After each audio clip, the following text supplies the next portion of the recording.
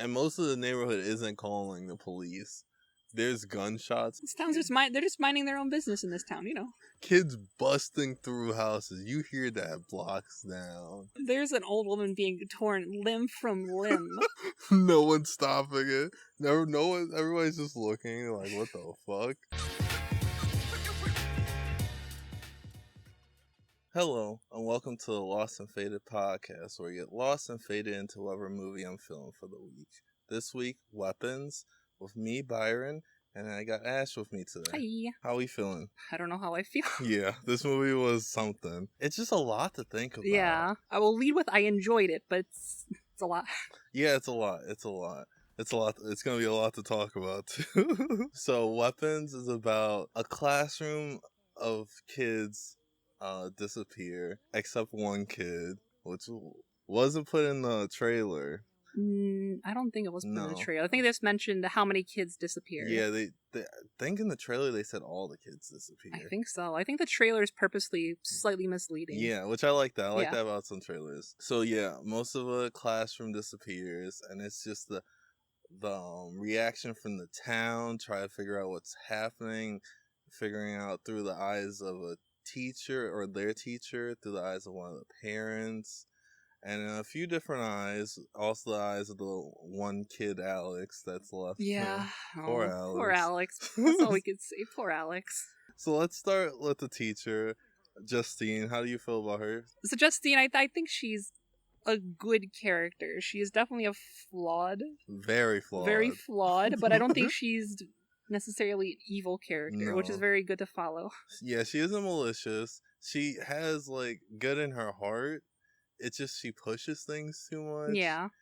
And she's kind of an alcoholic. Yeah, kind of an alcoholic, you know. These things happen, right? But she is going through a lot at the time. She is, like, dealing with all her whole class missing except one kid. All the parents are like, she knows something. She's not telling us something. Which I'm like, that's wild that, like, they think that as if the cops wouldn't be looking at her first. Yeah, I like her as a character. I think her flaws, especially like the pushing stuff, I guess, really worked for a plot standpoint too. Because then that's how we really start getting into everything. We can't talk too much about her. I feel like a lot of the stuff is going to be spoilers. Very spoiler. But yeah, she's a very good character to follow. Questionable morals at times. You're just like, what's going on? But you kind of get her perspective from most of the movie because people are wild into her. Yeah. And then we got one of the parents, Archer, he was one of the parents wilding at her. Yeah, no, he's the one who stood up in the crowd and was shouting at her, "What aren't you telling us?" Literally. And she's like stuttering. She doesn't know what to say. Like, she looks like She stands up in front of the crowd, like, "Oh, I'm so sorry for what happened." Everyone's immediately like, "Oh, man." They're like, "You suck." You hear she needs to leave. Yeah. I think Archer is good. He's played by Josh Brolin, and Justine's played by Julia Gardner. He's really good too. I think he plays his role really well. I also feel for him. Like, the first time we see him, like, from his perspective, he's waking up in his kid's bed. Yeah, he's sleeping in his son's bed. Which I'm like, damn, that's understandable. The mom's like, I'm going to work. I'm like, you're not going to console your husband? This has clearly been an ongoing thing with them. I think, do we ever see the wife again? No, I don't think so, which is wild. He's like panicking over his son, which is understandable. And the wife's just like, I'm going to work. Hey, yeah, that's the only line we hear from her and never see her again. I don't think she was at that meeting. I don't think. If she was, she didn't say anything. No, it looked like he went to his car by himself. Oh, that's right. Yeah, he did a bunch of stuff. I like his drive and his persistence to really find his kid. Mm-hmm. Once again, everyone seems to be pushing things from a different angle, which is very... Some characters. Some characters. Paul isn't. We hate Paul. Do you hate Paul? I mean... Well, he is bad. He's bad, but... Oh, yeah, actually, we don't fuck with Paul, actually, for a lot of reasons. he took off his police camera too many times. His desk. Yeah, no, he is the embodiment of turning off your body cam. Like, oh. Oh, I can't. But Paul is a police officer. I think he used to talk to Justine. I'm assuming, yeah, they used to be dating or involved somehow like that. I don't think he would date her. She's a mess. She isn't. I mean, but he knew all about like her and her her habits and everything. So true, you're right. So maybe they did date. But yeah, and he's just. I wouldn't even say he has a true motivation in this story. No. He's just doing his job and he hates his job. Yeah. I'm like, what's your purpose, bro? No, I'm kidding. I mean, there's a little bit of purpose we could talk about later. There is some, but if we need someone who's just not antagonist, but just general bad, here we go. This is the character. Mm-hmm. I would say poor his girlfriend, but she's wildin'. No, his girlfriend. Paul, for the most part, especially with the female characters, is a complete pushover, and his girlfriend is kind of a freak, so makes sense.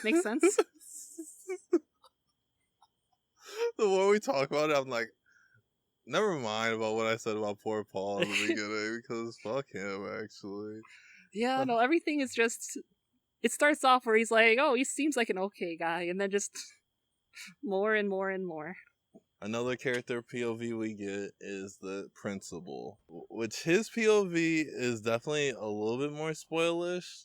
Yeah, that one we'll get in. Yeah, I'll probably have to be later. Yeah, but overall, he doesn't have any real true drive. No, he's just trying to be a principal. Yeah, he's trying to do the right thing as a principal. He feels bad about the kids missing, but yeah, he doesn't really have that much of a...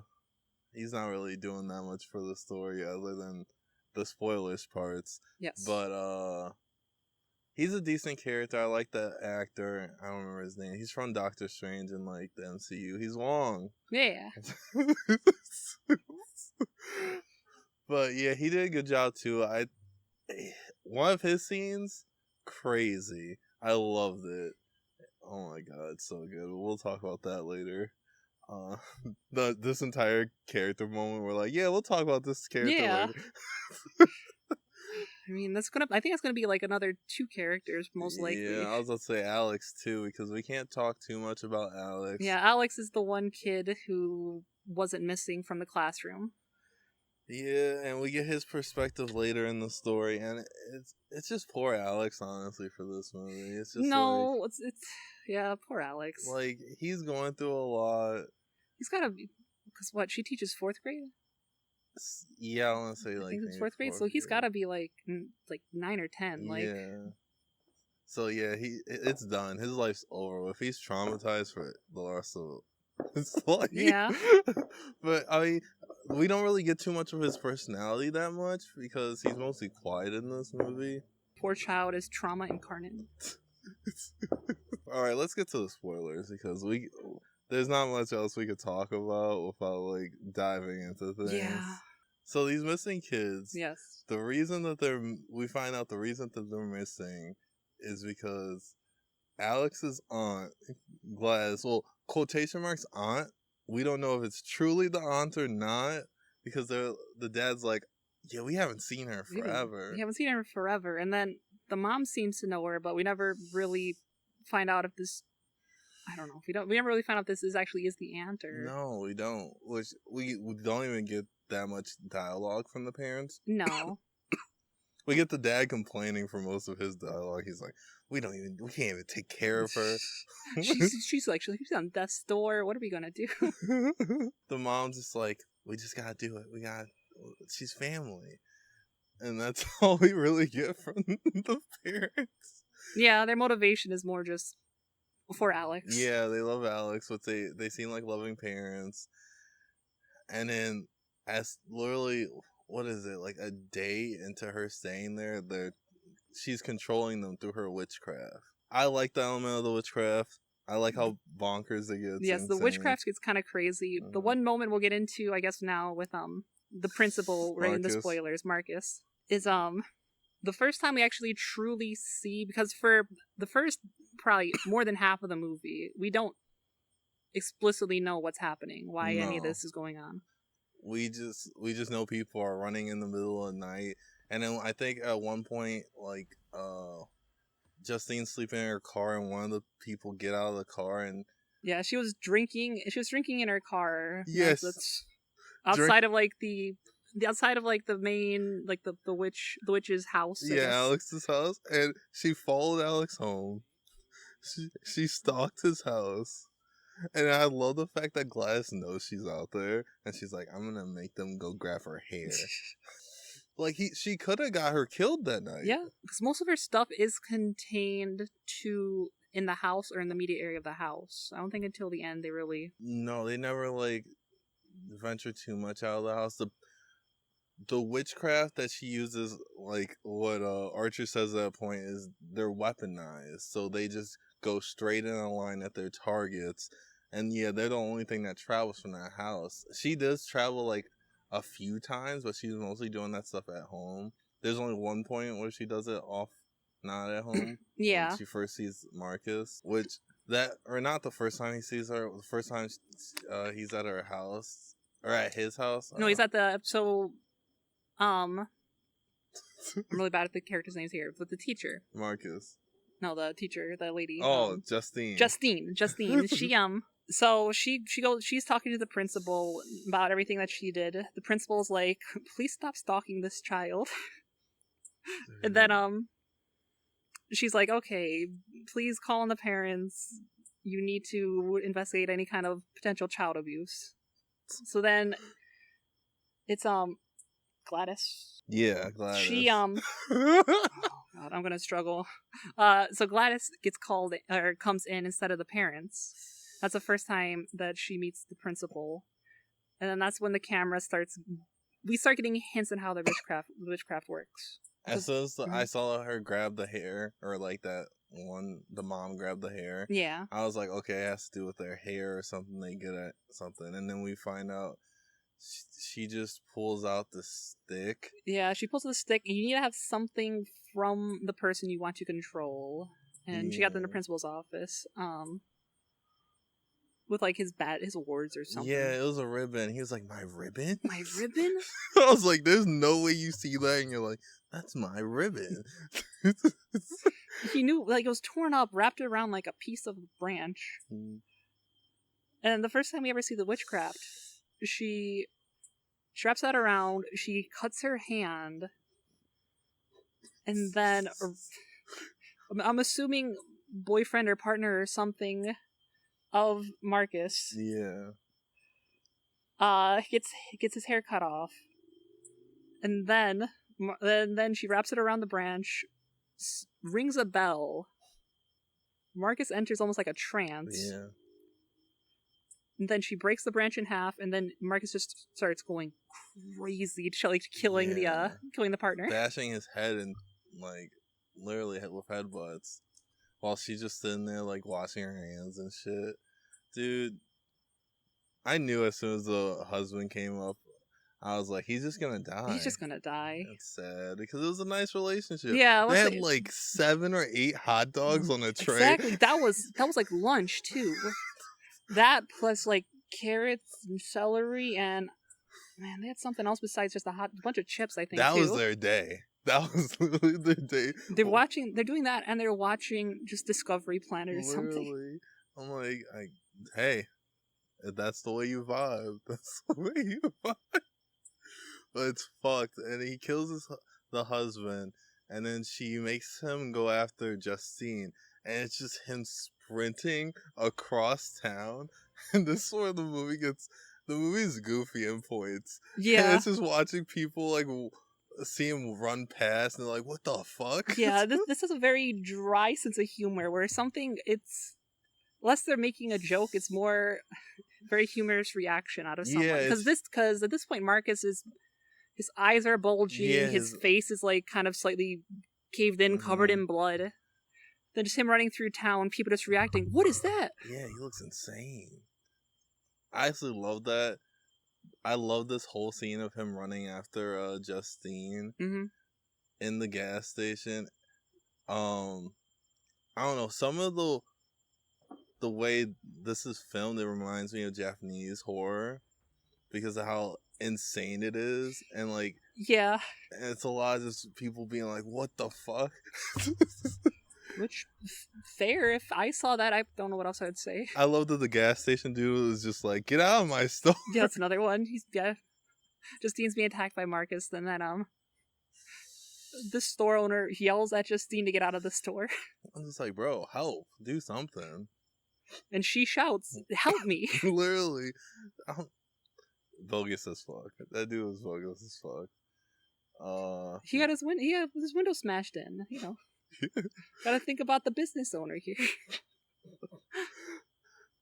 That for any shop she goes to, anywhere she goes in this movie, just something going on. She goes to the alcohol store.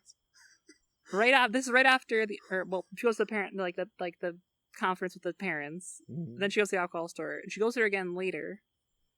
And then Paul's girlfriend shows up, pushes her, starts throwing alcohol on her. Yeah. Insane.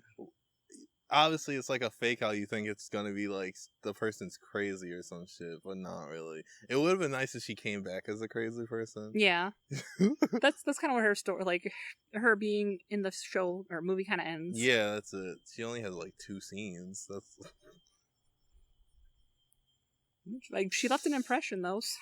Well, that's because Justine's problematic because she forced Paul to drink. Yeah, even though Paul wasn't drinking. Yeah, because Paul, he has. It's heavily implied he's in like Alcoholics Anonymous or something like that. Yeah, and he also might have been a little high because he got stabbed with that needle. He got stabbed with multiple needles in this movie. Yeah, he was at least pretty high for most of this movie. Oh, we forgot to talk about the drug dude. Yes. Fuck. Let me look up his name real quick. Yeah, so there's one other character who we get the POV of. He's more in the story just to kind of make us realize Paul's an asshole. James. Yeah, he was just a character to kind of connect the dots type shit, or like get people certain places. Because he got Paul to get to the house. Because he's just looking for like stuff to like break into. Then Paul starts chasing him. He ends up tackling him and doing like a body search. Then he's like, "Oh, do you have anything sharp on you? I'm gonna check your pockets." Then he's just like, "Nope." Reaches in his pocket, gets jabbed with a needle. And then this is where we started seeing, oh, Paul's bad, but he's really bad here. Yeah. He just punches this dude in the side of the head. Yeah, knocks him out, basically. And then he's like, fuck, I forgot to turn off my dash cam. And I was like, the fact that you knew to turn off your dash cam. But, yeah, Paul is just police brutality because the second time he sees the dude, he's like, didn't I tell you to get out of here? Yeah. Immediately takes off his dash cam and starts driving after him. Yeah, because, like, the dude, so throughout the movie, we kind of see, like, they're offering, like, a big reward for anyone who can help them find the kid. Like, the kids. He's going to the police station to tell them about the missing children. And that's when Paul sees them and starts just chasing him down. Alright, so we didn't really talk about it. Her yet too much, Gladys. She shows up in the forest at this point. And she's just in there. She's just in the forest. Okay, this is after he breaks into the house. He sees everything. He comes back. He's getting chased into the forest. And she's just in the forest watching him. Yeah. I was like, how did she get there? I don't know. She's old. She's old and sick. She is old and sick. So, I don't know if that's a dream, because in this movie, there's some dream sequences. Yeah, there's a lot of, like, dream... Did you like those parts? I didn't like them. No, I don't know. They were fine. They were fine, but I don't know what they really added to everything. It's just, here's a creepy scene at the most part. It just felt like, here's, like, some basic horror shit, just to, like, get you into the movie, so I can do my own horror shit. Because his horror shit... It's not as much like the jump scares and all that. It's like something insane happening. And you're like freaking out about it. Because you haven't seen Barbarian. But yeah, in Barbarian, it's kind of like the same in the beginning. It's like kind of like similar horror vibes. He does a really good opening part on Barbarian. That's insane. But it's kind of like normal stuff. And then he switches it midway through. And it's like a completely different type of horror movie. And it's kind of like how it gets towards the end in this movie where it's like insane and it's a little goofy. Yeah. And it's still like horrifying. You're like, what the fuck's going on? Yeah, it goes straight from the beginning is no action, just kind of suspense, and then at the end it's literally everyone's in a fight. Yeah. Oh, the way Again, we'll talk about the way ending later, but yeah, we definitely gotta talk about that. But yeah. So Gladys is the aunt. She's doing the witchcraft. She moved in. She got the parents taken over within a day. yeah. I feel bad for Alex because he's just like, normal day. My parents are gonna pick me up. His dad's not there to pick him up. He just walks. He just walks all the way home. Dangerous for the age of a kid to walk home like that. And then he gets home, and his parents are just sitting there, just emotionless. They're like, "Hey." And then Gladys just tells him to like sit down. Yeah, she's like, come on, chill out. How's school? Like, you're not gonna tell him what's happening first. You're not even gonna try, because he's gonna tell. He immediately throws water on his dad, and his dad's just like, ugh. And then he comes down later, like the next day, and then she starts doing her witchcraft and makes the parents start stabbing themselves in the face with forks. Yeah, so he could promise not to tell anyone. So he basically, that's how he lies to the cops, and they don't know where these kids are. Which also, the whole thing with these kids, they were not trying. The police were not trying. No. Because you have these kids running out. You have some family people who have cameras, but they don't have any more cameras. They only see the kid out, like, running. Yeah. And I'm just like, you go around town and look for that footage. Yeah, there's got to be more ring cameras, kind of, because the kids are cutting straight through houses. They like, could definitely got that footage because they literally just ran to a house across town. And I'm just like, there's no way you didn't look at all that footage. But other than that, yeah, they were just. I was thinking about that. I'm just like, they were not trying. And Paul's like, they're trying very hard. And the police chief too is like, Archer, right? Yeah, Archer. Yeah, Archer. Like he's at the police station, and they're like we're trying our best. What did we miss? And he's like, okay, and he figures this shit out in a day. He figures it out. He looks at, he mostly figured it out by his dream sequence. Wait, we gotta talk about the part of the dream sequence because randomly, for no reason, that was a gun in there. There was right? a gun. It was just like in some kind of assault rifle, just floating above the house. Yeah. And then it had a number on it too. Yeah. What did that even? 217. I don't know what that. That's 217. It was the time. Oh, it was the time. Oh, never mind. The time. Okay, I thought it was the amount of people because that was right after a child ran into the house. I'm like, huh? No, that was the time. I don't know why there was a gun in the sky. I might have to figure that out. I'm gonna have to look into that. Because it's just a gun in the sky. It's just a gun. It's not even like... You could have just put the numbers up there. Yeah. So he figures this stuff out because the kids are basically running in a straight line. So he goes to another parent's house whose kids are missing. He figures out, like, based off, like, the steps or the... yeah, like the sidewalk. Yeah.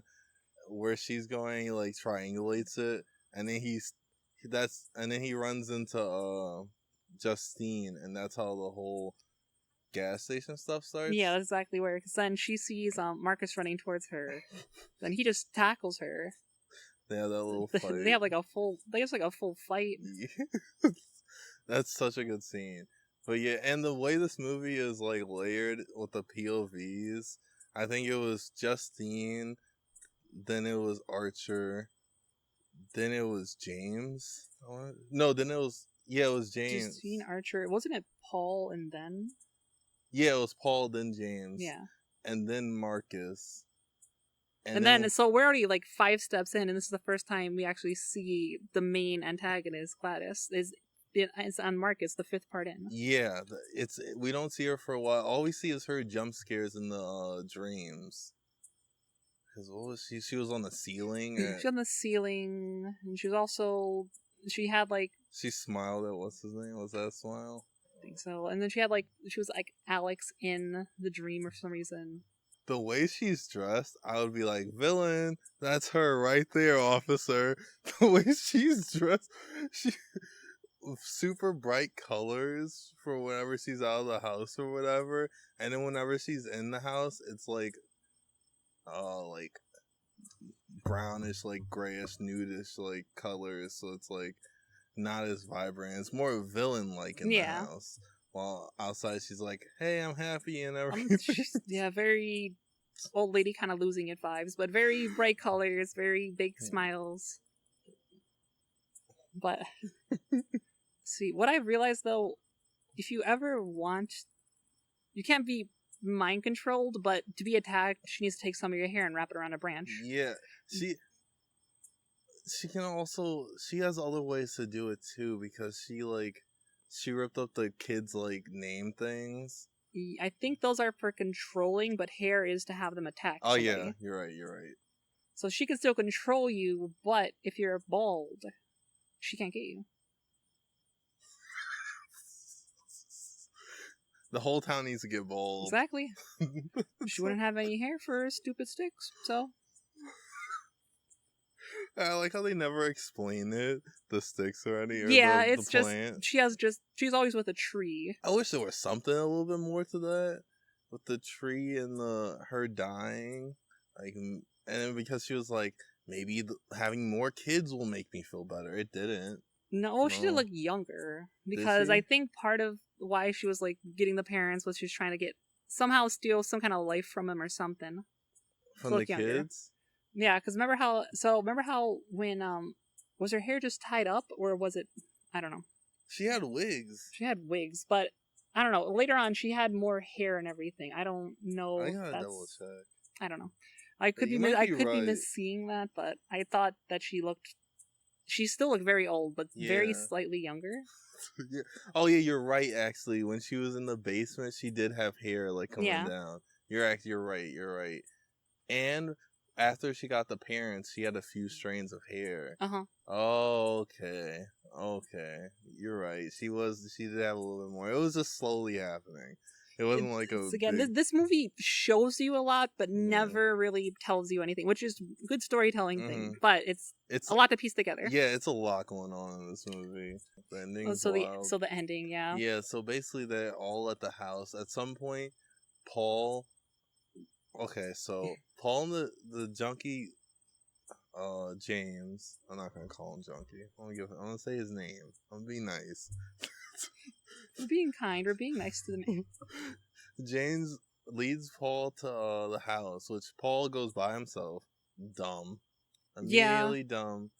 But I mean, you got like a tip that he can't bring him because they'll be like, "How'd you get James?" Well, he could say he's leading him, but then they'll also be like, "How'd you get those marks?" Yeah, because there's a big thing where Paul is trying to hide that he beat up James. Yeah. So then such a good cop plot. Exactly. I can't.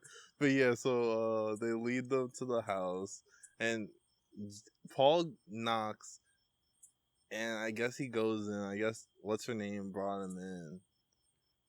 Yeah, I guess Gladys just let him in, and then got hypnotized or mind controlled from there. He was in there for a while, so it might have been a big fight or some shit. See, one small thing I realized too is that when Marcus was in his rage zombie form, he couldn't figure out how to open up a car door. He had to bash the window, and even then couldn't do much. Yeah. But with Paul, he immediately is able to open the door to get James. Probably because he was more far along. Marcus.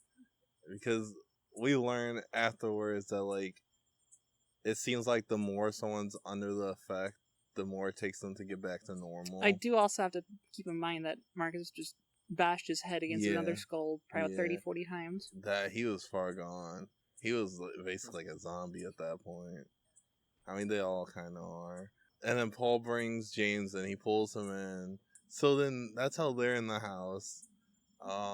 Then Justine and Archer pull up because she realizes it's Alex's house. They go in there. Like Paul steps out and just does like a very awkward like wave to come inside. Oh yeah, I forgot about that wave. If I saw that wave, I'm like, we go home. We get like at least 6 people. Get a group of people. What are we doing? How does she get control that fast? Because, okay, so they go inside, and obviously James and Paul attack them, and it takes forever, but Justine finally kills them with Paul's gun. And also Alex is upstairs, and now they introduce a new thing where there's like a salt line, and if you cross over the salt line, you get attacked. They keep adding these rules. Yes. Which I do wish this, like, some of this stuff played in more in the beginning. Like, I really wish we saw more people getting, like, sent to Justine, and it was like, maybe a few more, like 1 or 2 more in the beginning. Take out the dream sequences, because those scenes were like 5 minutes, I want to say. That sounds about right. They kind of did go on, especially Archers, like. Yeah. And I'm like, give us 2 more scenes of people just running at people, just going insane. That would have been fun. I liked it when they were reacting to, like, people running around, which we'll see more later when we talk about this aftermath of the ending. Yeah, so we found out the salt things. Once they pass the salt things, they attack you. Or, like, anyone touches the salt thing, they attack you. And Alex's parents were behind, like, guarding Gladys's door. Which, how did she get back downstairs? I don't know. We never see it. Well, I guess, I don't know. Like, okay, so she tells Alex to go to his room, don't touch the salt thing. He goes to his room. She goes back downstairs into the basement to hide. Good hiding spot. Good hiding spot. Good hiding spot. She hid way in the corner. He's like, Matthew? Matthew? Bro, first of all, I see multiple of those kids go back up, get back up, figure out, go get isn't cops. He using his... Did he have a flashlight on him, or was that his cell phone light that he's using? Cell phone light. He's using his cell phone light to look around in the basement, not immediately calling 911 or something. Not even immediately turning on the lights, finding the doing lights. Something, letting anyone know you're in this house and there's something bad happening. So he gets attacked, and this is where I'm like, I don't know how she does this so quick. She took control of him.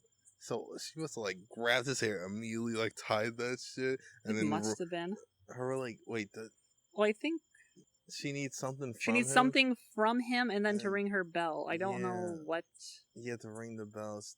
It could be hair, I guess. Could have been. Yeah. Oh, it was his necklace. Oh, his necklace. That's right. They showed his necklace a little bit. See? See, it all comes together. It doesn't. They don't tell us. They show us. They show us. He took his necklace. She controlled him, and he started attacking. What's her name? Justine. Mm-hmm. And then this is the amazing part where Alex is the MVP of the movie. Yeah. He's getting chased by his parents. The parents break down a door. He manages to sneak past them into the Gladys's room. Yeah, he got the kids' branch or whatever, and then he got that onto Gladys. And this is probably maybe might be the best scene. This is the best scene. Yeah, like everything builds up to this point. Yeah, we see how awful Gladys is. We see everything like happening with the children. And which Alex has to hand feed all these children and his parents soup every single day. It's fucked up what he has to do. Poor Alex. He saw that cop and James, and he was like, God damn it. I gotta feed 2 more people. But so yeah.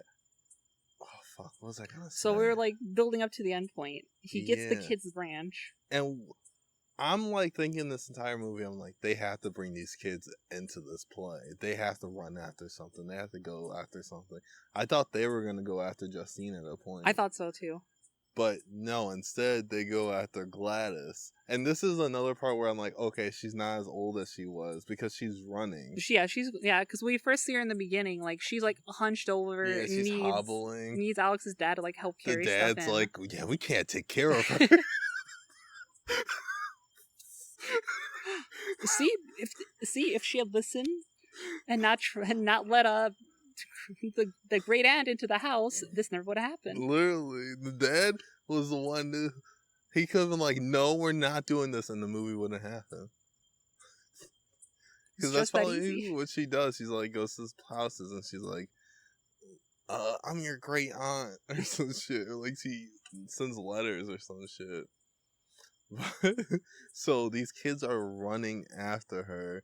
They're like at moments like Terminators. That girl at one point, it was like right before she's about to get tackled. She like dove through 3 doors and like 2 windows to tackle this old woman. This is where like it gets a lot very comedic and very like energetic in one spot where we just see her running and then she shuts the door behind her and then the kids just immediately break down the door. Then she runs through like a living room with a full family. And then they react slightly when Gladys runs through, and then they're just falling over and screaming when all the children break through the windows and doors to get in. It's wild. And these kids are not stopping. They took down a gate. It was like it was over for her. I don't know where she thought she was going. They took her down, ripped her apart. Yeah, like it literally starts with them like jumping on her, and then we see like they're like grabbing at her. We see flesh being torn off of her. They literally rip like her jaw like and her head off. Like, and then zooms out, her limbs are ripped off. Some of the kids are eating her. Like, oh Jesus! She did mention that she could get people to eat people. It's wild. See, if she can get them to eat people, can't she get them to eat soup as well? You're right. You're right. I know when the teacher was following Alex, he was stressed the fuck out. Yeah. And he was like, "Leave me alone. Stop following me." She's like, "Oh, is everything okay?" "Yeah, I'm fine." "Oh, is there anything you want to talk about?" "No, not really." "Really? Because I'm really worried about you." Like, I'm okay. Dude, he was... I don't know how he got through that. Well, he did. He got through it somehow. He did. At the end, he's hugging his parents. The parents still seem... We also learned that the children don't really talk or respond to anything for years. The parents are probably like catatonic or whatever. Yeah. So, yeah. Maybe they'll get back to normal in like a year or 2. But yeah, the longer you're under that stuff, the more you lose yourself, I guess. This is insane. I'm like, did we miss anything? I'm sure we did. I'm trying my best, but there's so much going on. There's so much in this. The gore looks incredible. No, it's very good gore. That's really good gore. I think we did talk about everything. Because I'm like, I guess we could talk. The town was like pretty... This is like a good horror town because they're all the normal people are like just assholes. And they just do not give a fuck about anyone else. Well, there's so many times where like something happens, someone's screaming outside, and no one responds at all. Oh. There's so many times where like people are just watching shit happen around, like when what's his name, Marcus is running, like no one calls the cops. Yeah, no one. You see like a man covered in blood, sprinting through the streets, like literally. Oh, I forgot to mention too that Marcus is trying to run and later on, and then he ends up just getting hit by a car, head crushed. Like that was a good gore effect too. For a second, I thought that was the Paul's girlfriend because from a distance, we never see like the lady who ran him over, but I like that would have been a fun ending for her. I think she's the one that screamed. She got out of the car and she screamed. Was that her? Yeah, I think so. But that would have been funny if it was a girlfriend, because then Paul would have been like, fucking Paul. Dude, I don't feel bad he died. No. I don't feel bad James died either, because James was just stealing shit. I guess you don't deserve to die if you steal shit. But he's also not, like, we care more about Alex in this situation where he's... Yeah, and Justine. And Justine, we care more, you know. Because the other two were just... I don't even know what Paul was thinking in this movie. Paul was making so many mistakes. So I'm like, you don't want this guy around town, around near you. So you chase him. Yeah, chase him through the streets again. Dude, he was just making all the mistakes. Dude. And he was talking about Justine's choices. But no, she was wilding too. She got drunk in front of Alex's house. Yeah. And she passed out. What the fuck are you doing? She passed out in her car with her doors unlocked. That was another moment where they opened the car door. Yeah. So yeah, Marcus was just fucked up in that moment. So for my new segment where we pick who to add to the smoke sesh, we each have to pick someone and then we debate on who should actually be added to the smoke sesh. I don't know. I have an odd pick, but I think I know who I'm thinking. I swear to God, if you pick Gladys. No, I don't think Gladys would be...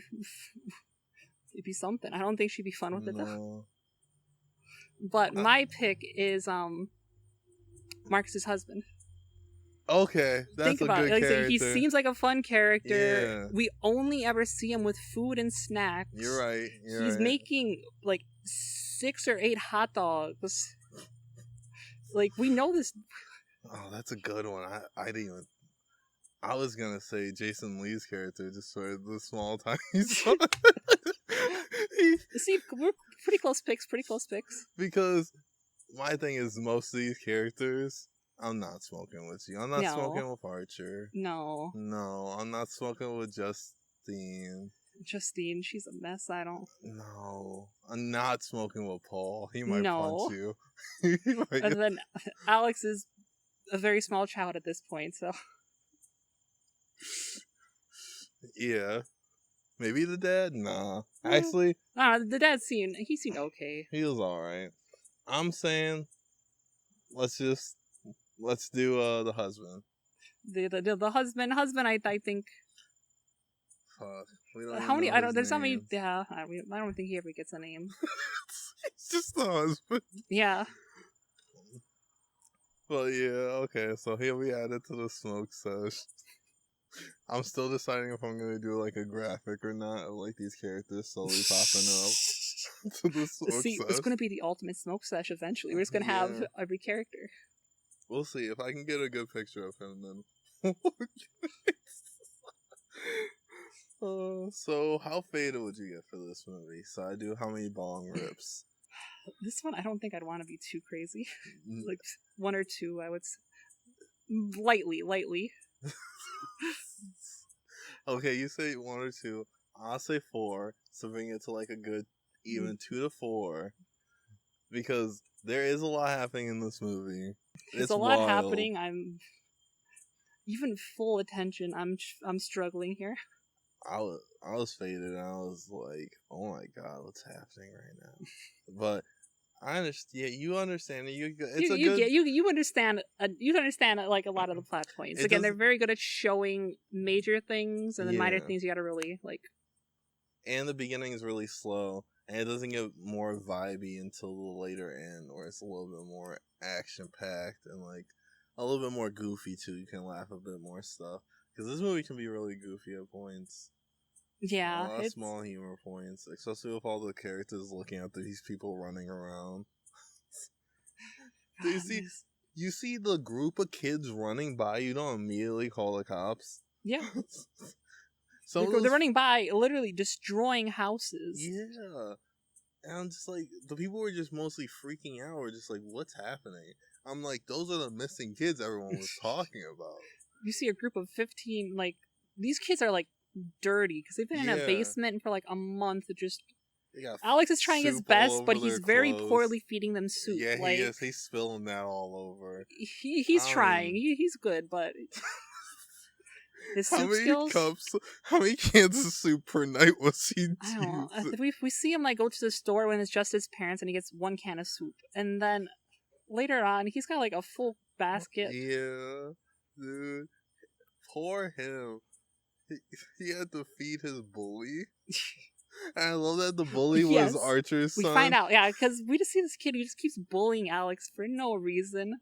He kicked the shit out of his lunchbox, and I was like, you can't laugh at that. That's bullying.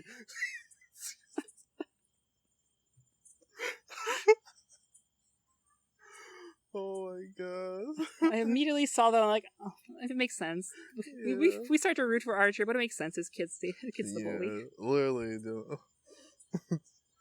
Oh my god. I like that they lived and he got to see his son. He was like, he literally picked up his son. He was like, I'm glad I found you. And he starts walking off, not caring about the other kids. No. I'm like, what are you doing, sir? Sir, there's 16 other children in the middle of the road. Well, I don't think they're in the road. By the way, 16 children with a dead body. Covered in blood. And now you're putting blood all over yourself. Honestly, you shouldn't even touch any of this stuff. But, like, what do you even say as the police? Kids just went crazy towards their kidnapper or something?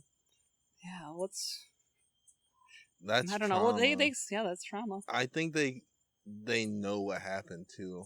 I think they can kind of see what's happening, but they can't, like, do anything type shit. There's got to be something with that, because, like, when we first see Alex's parents under control, they were like you were saying, yeah, they were talking. They had very basic sentences. Oh, how was school? You know. Mm-hmm. And then after that, it was just no talking from them. Yeah. She should have known it was over when those kids were running after her. You're not outrunning them. She hears like the bell or whatever, and then just immediately starts running. She heard the steps. She was like, I gotta go. She fucked up. She should have just killed Justine. Yeah. That night she was drunk. It's a very... I don't know, I think it's a very good payoff in the ending. It's still very sad. Yeah. Because the kids...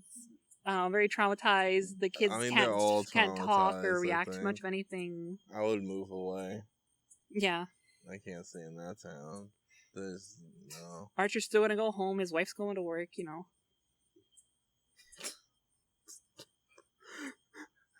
He's happy. He brings the kid back. He's like, look, he's back. She's like, I gotta go to work. Oh my god. We should have added. That should have been who we smoked with. She's not going to work. She's coming to smoke. Exactly. I can't. Alright. Anything else we want to talk about before it ends? I can't think of anything. Everything. Everyone's a mess. Everyone's a mess, yeah. It's a bunch of people that are messes, and Alex has to deal with it. Dude, he was just the chillest kid. He was vibing.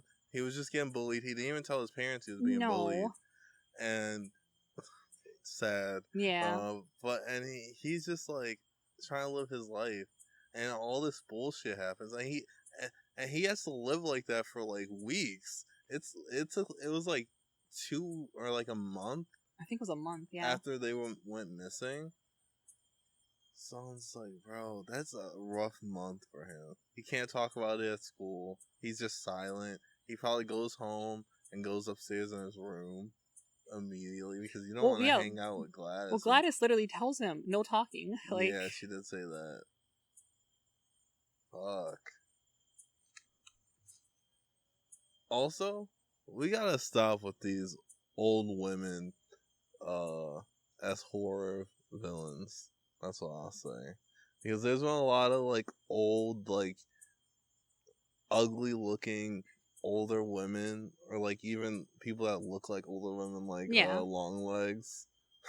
Yeah, oh god. Long legs. It's been the similar, like, style they've been going for a minute. Well, not really a minute, but it's been, like, at least once a year type shit. Yeah. Where I'm like, we gotta figure out new human villains for horror movies. We can't keep going for these old, fucked up looking older people.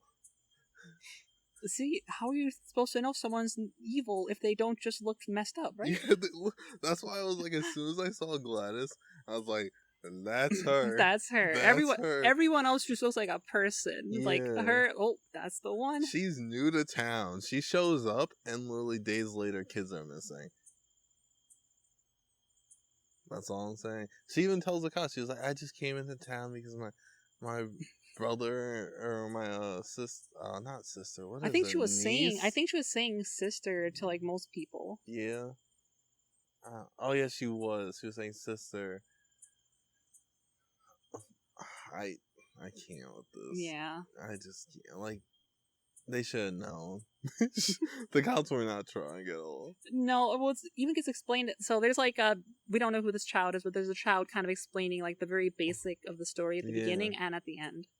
And then she also says something along the line of like, the cops weren't happy if they couldn't figure out how it happened, so they just covered it up or something like that. Yeah, literally. And like, because you guys weren't fucking trying. And like, and most of the neighborhood isn't calling the police. There's gunshots and and Alex's house, and no cops get called. There's kids. They're just minding their own business in this town, you know. Kids busting through houses. You hear that blocks down. No one calls. There's an old woman being torn limb from limb. No one's stopping it. No one. Everybody's just looking like, what the fuck? Oh, yeah. It was good though. It was a very good movie. I very like this movie. There's just, it's a roller coaster. It's a slow burn in the beginning.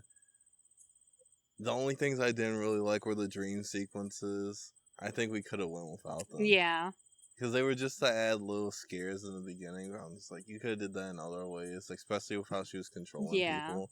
She could have had them running around. There could have been something else. We never figured out who knocked at her house. Oh, it was Was it Archer? I'm pretty sure it was Archer. I know. We know he painted. Yeah, because Archer. One big thing. So her car gets written on. It says witch. Yeah. You find out later that's Archer, but throughout the whole movie, she's driving around in this car that just has witch painted on the side of it. Like, immediately get it painted over it. She's getting paid to like not work anymore, basically. Yeah, the principal is just like, I know you care about these kids, but the parents quite literally want to send you to jail. So and you like chill out at home or go somewhere. You go vacation somewhere. You like. I don't know. She was too obsessed over the whole situation. Yeah. She was watching the kids at points, like just leaving, going home. And I was just like, you can't do that. You're supposed to not be at school. But yeah, great movie. I had a really great time with this. I love all his horror movies. Definitely go see this if you haven't seen it. But if you've seen this and you haven't seen Barbarian, go watch Barbarian. He kills it. He also did Companion. Companion was great. I covered Companion on this. I might put something up about Companion. Yeah, get a nice link on the corner or something. We'll see. But yeah, thank you guys for watching. Thanks. Like and subscribe if you enjoy. Bye. Bye.